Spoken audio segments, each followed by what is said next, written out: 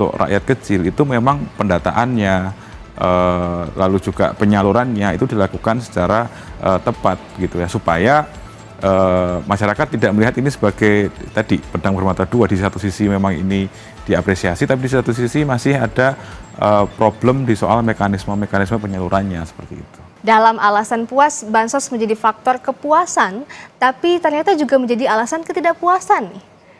Nomor 1 sebesar 29,2%. Ini bisa dijelaskan Mas, dari temuan ini apa yang bisa kita maknai dari sini? Ya, ini sebenarnya juga masih mengonfirmasi bagaimana isu yang cukup selalu muncul ya kalau kita bicara bantuan, kalau kita bicara bansos, isu tentang ketidakmerataan, isu tentang sasaran yang kurang pas itu kan masih menyertai begitu ya.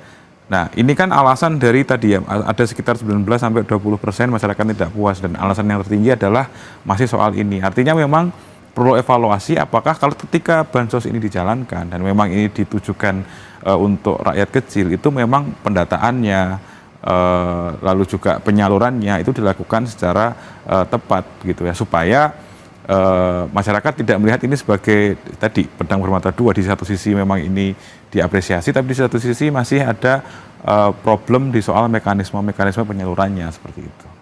Nah, kalau misalnya bansosnya banyak gitu kan ya, tersalurkan juga, tapi kan ini juga yang nomor 2 ini Mas, alasan tidak puas yang terbanyak nomor 2 ini ekonomi belum stabil, sulit mendapatkan pekerjaan, lapangan kerja minim. Apakah responden ini menganggap bahwa bansos itu bukan sebagai jalan keluar gitu? Ya, kalau kita baca dari selanjutnya ya Mbak ya, soal ekonomi yang sulit, pekerjaan gitu ya, juga soal harga kebutuhan atau harga kebutuhan pokok yang mahal gitu ya, kita bisa melihat ini sebenarnya mengkonfirmasi bahwa memang responden survei ini kan mencerminkan populasi gitu ya, dan masyarakat, kembali lagi masyarakat kelas menengah bawah itu memang sehari-hari berkutat masih dalam problem yang ini gitu ya. Problem yang real sehari-hari itu adalah soal bagaimana mereka sulit mendapatkan pekerjaan, karena tidak ada pekerjaan sehingga juga daya belinya berkurang, sehingga kebutuhan pokok dan sembako itu memang mahal gitu. Nah, ini yang membuat masyarakat memang menantang juga ya, atau men-challenge pemerintah supaya kebijakan yang oke, kalau mau bicara soal populisme, kebijakan dengan rakyat gitu ya, ya memang harus sampai menyentuh aspek-aspek yang ini juga begitu. Nah, itu nyambung nih Mas ke alasan yang nomor 5 nih, tidak konsisten dengan janji kampanye. Apakah menyangkut dengan alasan yang ini? Ya, sebenarnya ini relatif agak kecil ya angkanya, tapi memang tentu ada bisa dilihat ada indikasi bahwa memang sebenarnya tentu ketika pemilih atau ketika masyarakat memilih pasangan presiden dan wakil presiden ini ada harapan besar terhadap apa yang dijanjikan gitu. Tapi ketika ini masih walaupun relatif sedikit ya, memang ada kemungkinan bahwa dulu janji seperti ini, sekarang ternyata belum didapatkan. Tapi memang poinnya adalah bagaimana situasi masyarakat kelas bawah ini, kebijakan-kebijakan yang diberikan oleh pemerintah ke segmen masyarakat ini bisa dirasakan secara langsung begitu. Baik, kalau kita lihat dari alasan-alasan tidak puas ini semua ya Mas, apakah ini tuh akan menjadi indikator bagi pemerintah Prabowo Gibran untuk menggenjot di mana sisi-sisi yang mereka kurang begitu Mas?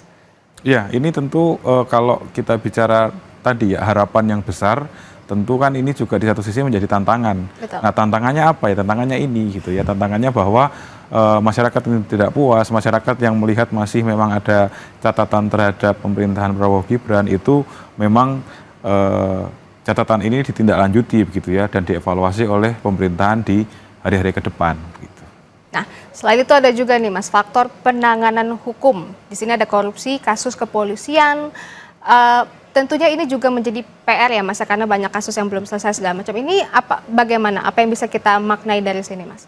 Ya, artinya selain memang sebagian besar berkutat pada problem yang pragmatis dalam tanda kutip ya, karena ini berkaitan dengan kesehatan hidup, tapi memang ada sebagian responden yang juga memberi catatan terhadap sisi yang idealisme bernegara gitu ya, karena soal korupsi ini masih mendapat catatan gitu. Artinya masyarakat juga melihat bahwa tidak hanya soal kesehatan hidup yang perlu penuhi gitu ya kebijakan-kebijakan yang populis itu, tapi juga bagaimana bernegara secara bersih gitu ya, itu tetap diperjuangkan oleh pemerintahan yang sekarang. Itu juga menjadi alasan ketidakpuasan nih. Nomor 1 sebesar 29,2%. Mengonfirmasi bagaimana isu yang cukup selalu muncul ya